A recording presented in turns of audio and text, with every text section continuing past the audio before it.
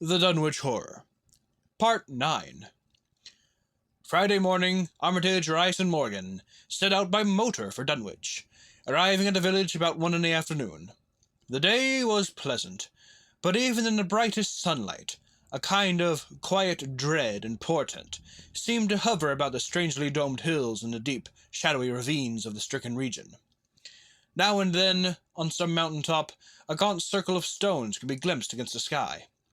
From the air of hushed fright at Osborne's door, they knew something hideous had happened, and soon learned of the annihilation of the Elmer Fry house and family. Throughout that afternoon they rode around Dunwich, questioning the natives concerning all that had occurred, and seeing for themselves with rising pangs of horror the drear Fry ruins, with their lingering traces of the tarry stickiness. The blasphemous tracks in the Fry yard, the wounded Seth Bishop cattle, and the enormous swaths of disturbed vegetation in various places. The trail up and down Sentinel Hill seemed to Armitage of almost cataclysmic significance, and he looked long at the sinister altar-like stone at the summit. At length the visitors, apprised of a party of state police which had come from Aylesbury that morning in response to the first telephone reports of the Fry tragedy, decided to seek out the officers and compare notes as far as practicable. This, however, they found more easily planned than performed, since no sign of the party could be found in any direction. There had been 5 of them in the car, but now the car stood empty near the ruins in the Fry yard. The natives, all of whom had talked with the policeman, seemed at first as perplexed as Armitage and his companions. Then old Sam Hutchins thought of something and turned pale, nudging Fred Farr and pointing to the dank, deep hollow that yawned close by. "God!" he gasped.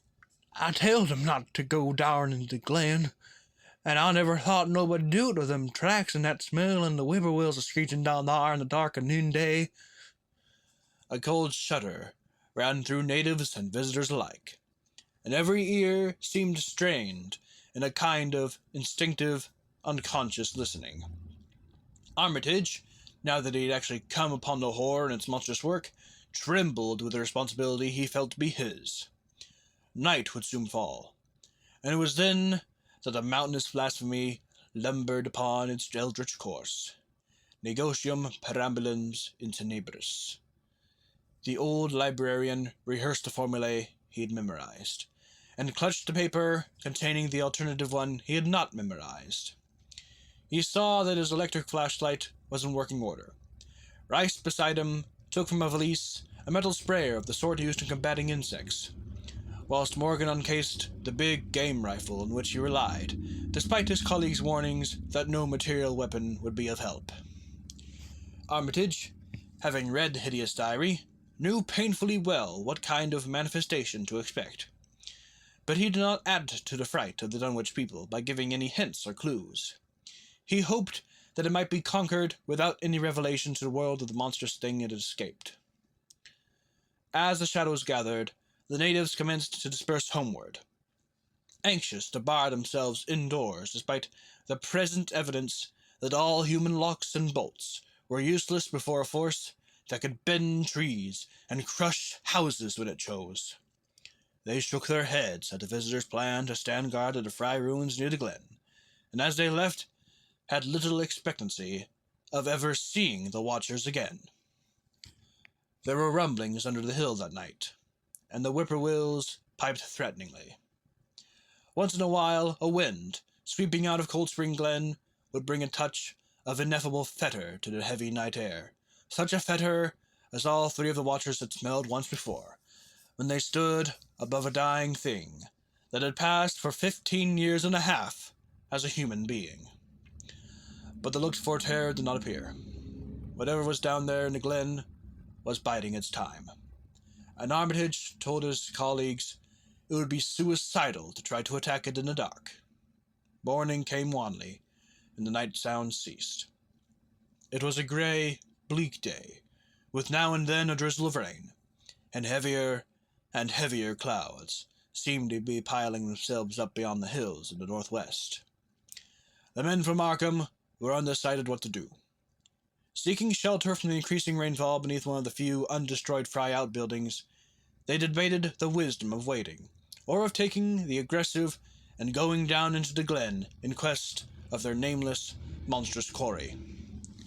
The downpour waxed in heaviness, and distant peals of thunder sounded from far horizons. Sheet lightning glimmered, and then a forky bolt flashed near at hand, as if descending into the cursed glen itself.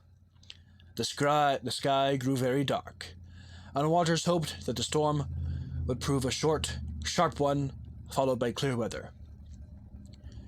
It was still gruesomely dark, when, not much over an hour later, a confused babble of voices sounded down the road. Another moment brought to view a frightened group of more than a dozen men, running, shouting, and even whimpering hysterically. Someone in the lead began sobbing out words, and the Arkham men started violently when those words developed a coherent form. "Oh, my God! My God!" the voice choked out. "It's a-going again, and this time by day. It's out and moving this very minute, and only the Lord knows when it'll be on us all." The speaker panted into silence, but another took up his message. "Nigh on an hour ago, Zeb Whately here heard the phone a-ringing, and it was Miss Corey, George's wife, that lives down by the junction. She says the hired boy Luther was out driving in the cows from the storm arter the big bolt, when he sees all the trees have been into the mouth of the glen, opposite side of this, and smelt the same awful smell like he smelt when he found the big tracks last Sunday morning. And he says there was a swishing, lapping sound, more nor what the bending trees and bushes could make. And all of a sudden, the trees along the road began to get pushed to one side, and there was an awful stomping and splashing in the mud. Mind you, Luther, he didn't see nothing at all. Only just the bending trees and underbrush. Then, fur ahead where Bishop's Brook goes under the road, he heard an awful creaking and straining on the bridge, and says he tells sound of wood starting to crack and split, and all the whiles he never see a thing, only them trees and bushes a bending. And when the swishing sound got very far off on the road towards Wizard Whately's and Sentinel Hill, Luther, he had the guts to step up where he heard it and first and look at the ground. It was all mud and water, and the sky was dark, and the rain was wiping out all the tracks about as fast as could be. But beginning at the glen mouth, where the trees had moved, there was still some of them awful pits, big as barrels like he seen Monday." At this point, the first excited speaker interrupted. "But that ain't the trouble now. That was only the start. Zeb here was calling folks up, and everyone was a-listening when a call from Seth Bishop's cut in. His housekeeper, Sally, was carrying on fit to kill. She just see the trees a-bending beside the road, and says it was a kind of mushy sound, like an elephant puffing and treading ahead for the house. Then she up and spoke something of a fearful smell, and says her boy Chancey was a-screaming as how it was just like when he smelled up to the Whately's ruins Monday morning. And the dogs was all barking and whining awful. And then she let out a terrible yell, and says the shed down the road had just caved in, like the storm had blowed it over. Only the wind wasn't strong enough to do that. Everyone was a-listening, and we could hear lots of folks on the wire a-gasping. All to once, Sally shield again, and says that the front yard picket fence had just crumbled up, though they want no sign of what done it. And everybody on the line could hear Chancey and old Seth Bishop a-yelling too, and Sally was shrieking out that something heavy had struck the house. Not lightning or nothing, but something heavy against the front. It kept launching itself again and again, though you couldn't see nothing out the front windows. And then... Lines of fright deepened on every face, and Armitage, shaken as he was, had barely poise enough to prompt the speaker. And then Sally, she yelled out, "Oh, help! The house is a-caving in!" And on the wire we could hear a terrible crashing and a whole flock of screaming, just like when almost Fry Place was took, only worse. The man paused, and another of the crowd spoke. "It's all not a sound nor a squeak over the phone or that, just still like. We'd heard it got out fords and wagons and round up as many able-bodied menfolks as we could get at Corey's place, and come up here to see what you thought best to do. Not but what we think it's the Lord's judgment for iniquities that no mortal kin ever set aside." Armitage saw that the time for positive action had come, and spoke decisively to the faltering group of frightened rustics. "We must follow it, boys." He made his voice as reassuring as possible. "I believe there's a chance of putting it out of business. You men know that those Whateleys were wizards. Well, this thing is a thing of wizardry, and must be put down by the same means. I've seen Wilbur Whately's diary, and read some of the strange old books he used to read. And I think I know the right kind of spell to recite to make the thing fade away. Of course, one can't be sure, but we can always take a chance. It's invisible, I knew it would be, but there's a powder in this long-distance sprayer that might make it shoo up for a second. Later on we'll try it. It's a frightful thing to have alive, but it isn't as bad as what Wilbur would have let in if he'd lived longer. You never know what the world has escaped.